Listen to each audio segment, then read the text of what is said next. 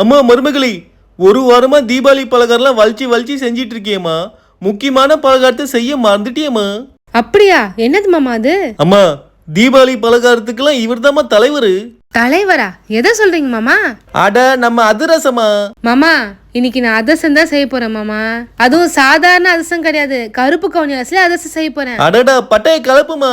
தீபாவளிக்கு இந்த அதிரசம் ரொம்பவே ஸ்பெஷல். அதுலயும் இந்த அதிரசத்தை ரொம்ப ஹெல்தியா கருப்பு கவுனி அரிசியில செஞ்சா இன்னும் சூப்பரா இருக்கும். இது எப்படி செய்யலான்றதை பாக்கலாங்களா? இது செய்யறதுக்கு நான் ஒரு படி அளவுக்கு கருப்பு கவுனி அரிசி நான் எடுத்திருக்கேன். இதை நல்லா ஃபர்ஸ்ட் தண்ணியில அலசி எடுத்துக்கலாம் 2-3 வாட்டி. திரும்பவும் அதுல தண்ணி விட்டு தட்டு போட்டு மூடி ஒரு 4 மணி நேரம் ஊற வச்சு எடுத்துக்கலாம். ஊர்ன கருப்பு கவுனி அரிசியை தண்ணியில இருந்து நீக்கிட்டு ஒரு நல்ல கிளீனான துணியில அரிசியை போட்டு காய வச்சலாம். ஒரு 20 நிமிஷம் காயட்டும்.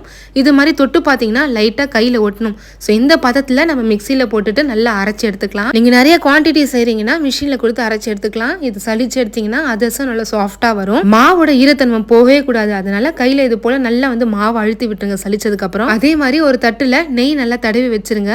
அண்ட் மிக்சி ஜார்ல ஒரு 4 ஏலக்காய் கொஞ்சமா சுக்கு அரைச்சி எடுத்துக்கலாம். அதிரசத்துக்கு பாகு ரொம்ப முக்கியம். ஒரு படி அரிசிக்கு 3/4 படி அளவுக்கு வெல்லம் எடுத்துக்கலாம். இதோட ஒரு 1/4 டம்ளர் கிட்ட தண்ணி சேர்த்துக்கோங்க. அண்ட் நம்ம அரைச்சி வச்சிருந்த ஏலக்காய் சுக்குத்தூள் இதையும் சேர்த்துட்டு வெள்ளத்தை ஃபர்ஸ்ட் நல்லா கரைச்சி எடுத்துக்கலாம்.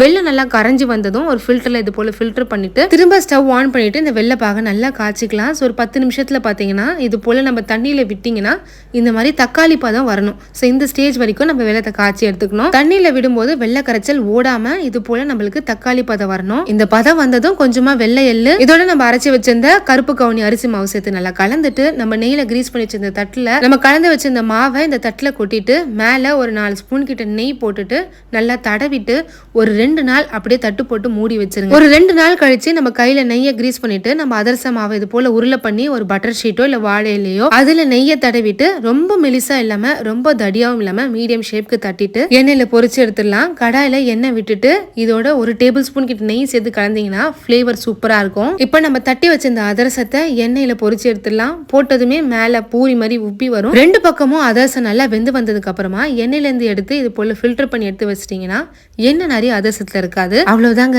ரொம்பவே சூப்பரான கருப்பு கவுனி அரிசி அதிரசம் ரெடி. இதே மெஷர்மெண்ட்ஸ்ல நீங்க பச்சை அரிசி வச்சு கூட ட்ரை பண்ணி பாருங்க.